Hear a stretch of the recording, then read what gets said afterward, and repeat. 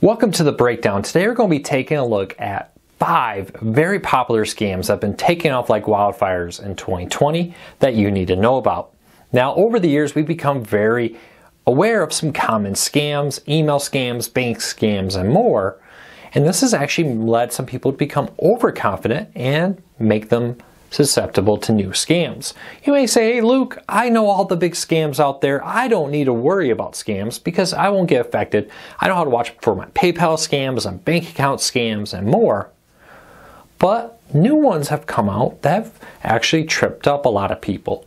So we're going to go over those today and hopefully help you learn something new and avoid being tricked into losing money or get stuck with some other bad stuff that you don't want. First though, before we get into them, do me a favor, hit the subscribe button, hit the thumbs up. It really does help us because it lets YouTube know you enjoy what we do here. Hopefully we can help you learn something new. And follow me on Twitter, LukeBK, link in the show notes down below. All right, let's get started off with one of the fastest growing scams in 2020, the free Wi-Fi scam. Now this one has been around for a while, but it's really taken off like wildfire. And this is where you go into a hotel, an airport, or more, and you just click on the first available public Wi-Fi that looks like it should be what it is. You've probably noticed you may go into an airport and there's multiple Wi-Fi networks, all with similar names claiming to be the airport Wi-Fi. When you load into it, it may even have the same splash screen, but some of these are actually fake Wi-Fi networks set up by somebody sitting maybe 3 or 4 seats from you running off their laptop, trying to convince people to connect to them so they can mine your data. Now you're probably saying, well, Luke, I don't connect to my bank account. Why do I need to be worried about that? Well, increasingly, they don't really care about your bank account. Scammers have learned that banks have become extremely secure, though they would still love to get in there if they can, but they've become extremely secure and made it difficult for people to break in and take money out. A lot of the typical tricks that worked in years past are becoming more difficult with two-factor authentication and other factors. But what about your Amazon account, your streaming accounts, your social media accounts, and more? They would love to get the passwords for these because that password and username can help them generate a lot of income there. They can use that to launch other scams. If they can get in your social media, maybe they can trick some of your family members into sending you money. If they can get into your social media or your streaming accounts, they can sell those username and passwords to other spammers to make money. So it's really not just about your bank account anymore.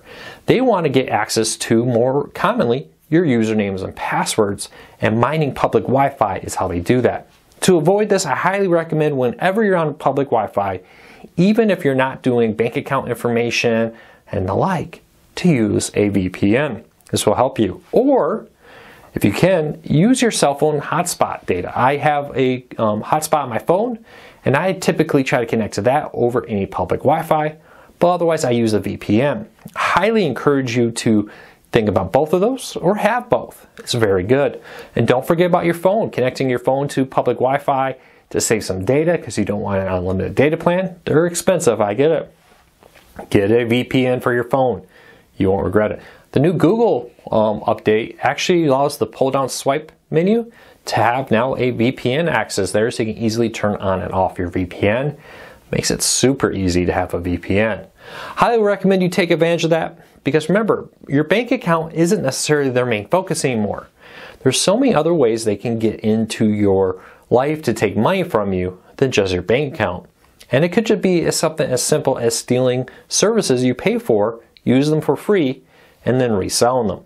There's been treasure troves of these services, music, and more where they sell hundreds of thousands of them. So keep that in mind. Keep your public Wi-Fi secure no matter what you're doing. All right, let's keep on going. Text messages scams are becoming wildly popular in 2020. As people crack down on phone scams, increasingly scammers are moving into text messages and altering them. Now we probably all have heard your car warranty is up, text messages and phone calls. But what about an issue with your car? Somebody impersonating your car dealer to say, hey, there is an issue with your warranty, click here or there. What about your TV? What about your cell phone, personal computer?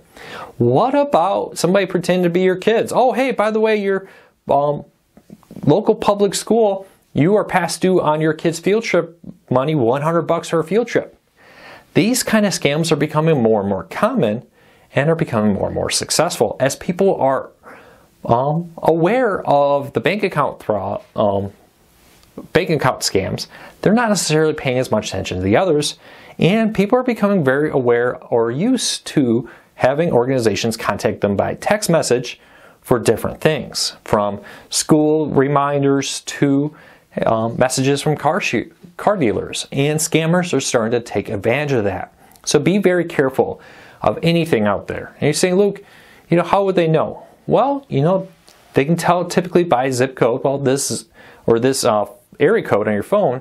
This area code, this is the largest city in there. Better than even chance if we send it out, a third or better of these messages will hit somebody who actually has a kid in that school district. Maybe we can get money that way. Be very careful of text messages also requesting donations, whether that be for a political party or a nonprofit. Increasingly, some of these aren't real. They're actually fake accounts trying to get you to donate that won't actually go to where you think they're going to go. So keep that in mind. It is important to remember to be as careful in text message as anywhere else. That's a growing scam market right now. And they try to often spoof or get as close to the original phone number to trick you. So keep that in mind. All right, email scams. So now you're probably saying, Luke, I know email scams. I can protect myself from email scams. Well, this one is actually becoming a little bit different. Much like the text messages, they're moving away from the more traditional scams into newer ones. And they're getting more aggressive about it. Streaming players were very common on this one, but we're also seeing a flood, like I said, of people impersonating local public school districts and more to get you to turn it over. And increasingly, too, it's not about you turning over money. We're often a lot more careful in an email when it's asking for money.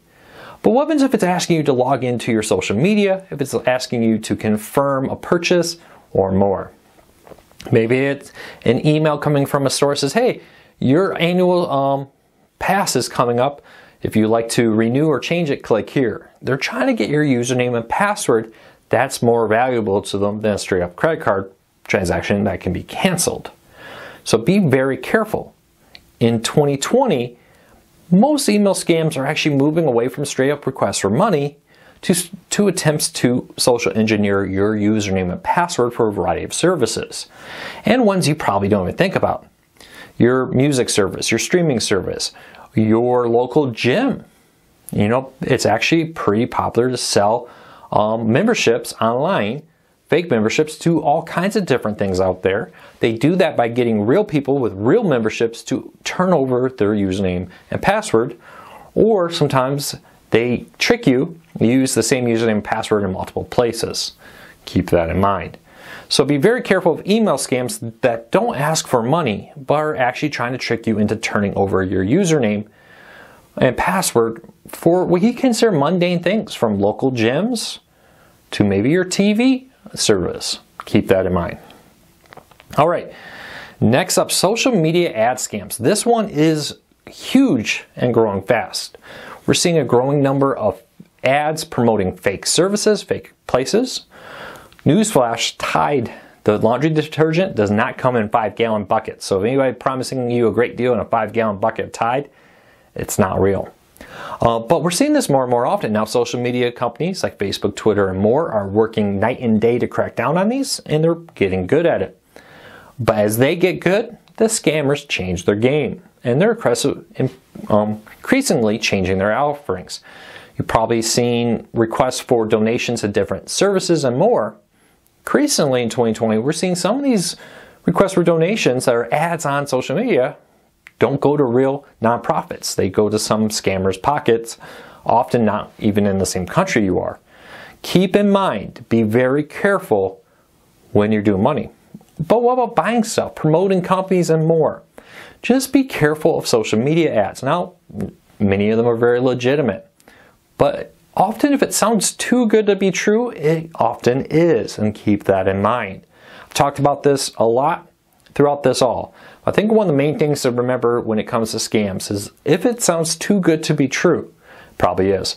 Be very careful of unsolicited emails, social media messages, social media ads, and more with crazy good deals that seem too good to be true that you just have to get on. That's usually where they get you on something that is, and honest, too good to be true, as your grandma used to say. Sometimes grandma does have the best advice. Keep that in mind. And lastly, speaking of grandma, one of the fastest growing trends in social media is scams using your grandparents against you or your parents. Now, we probably all have that older relative who's bad with technology, or maybe it's a younger relative.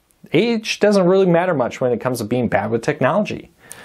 But increasingly, scammers are using older Facebook members and social media members and more, creating fake profiles of them and then messaging their accounts there, trying to get their kids or grandkids and more. Oh, grandma forgot her login and went and created a new Facebook account. Sounds extremely believable. Oh, grandma needs some help, can't log in. You know, what's the family shared Netflix account and that kind of stuff. Be very careful of scammers trying to impersonate your older relatives. I've had this happen to me. It's a growing trend because you're inclined to be very believable of your parents or your grandparents not knowing how to work technology and needing your help. And suddenly, they're asking you to do something with their bank account, they're asking you to send them money, they're asking you to do this or that or the other thing, or what was my password again? What password did I always use on these whatever sites? And you hand it over. Be cautious of people trying to impersonate your older relatives. This is probably one of the fastest growing areas of scamming we haven't talked a lot about recently, but needs attention because it's unusually successful. So protect yourself and protect your older relatives. Keep that in mind. All right, there are 5 of the fastest growing scams in 2020 that you need to be aware of. Do you want to add to this list? Leave me a comment down below. I'd love to hear from you.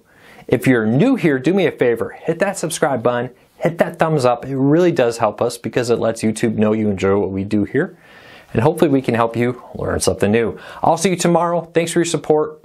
I really appreciate it.